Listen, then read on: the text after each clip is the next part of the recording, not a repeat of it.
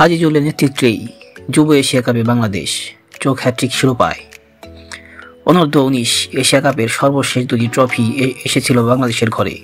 এবার সংযুক্ত আরব আমিরাতে হ্যাট্রিক শিরোপায় খুঁজে যাচ্ছে যুবরা। এই টুর্নামেন্টের জন্য আজিজুল হাকিমের নেতৃত্বে 15 সদস্যের স্কোয়াড ঘোষণা করেছে বিসিবি। এবারের যুব এশিয়া কাপে দুই গ্রুপে মোট 8টি দল খেলবে। দুই গ্রুপের শীর্ষ দুই দল উঠবে সেমিফাইনালে।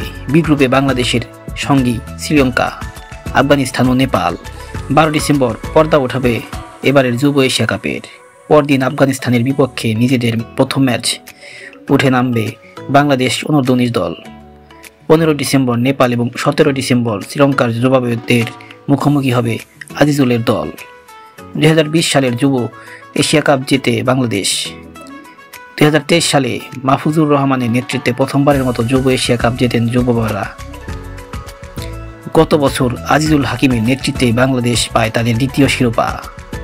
যুব এশিয়া কাপের বাংলাদেশ দল: আজিজুল হাকিম অধিনায়ক, জাওয়াদ আবরার, সামিউন বাশির, শেখ পারভেজ, রিজান হোসেন, স্বাধীন ইসলাম, মোহাম্মদ আবদুল্লাহ, ফরিদ হাসান, কালাম সিদ্দিকী, ইকবাল হোসেন, রিফাত বেগ, শাহরিয়ার আল আমিন, আহমেদ শাহরিয়ার, সাদ ইসলাম ও মোহাম্মদ সবুজ।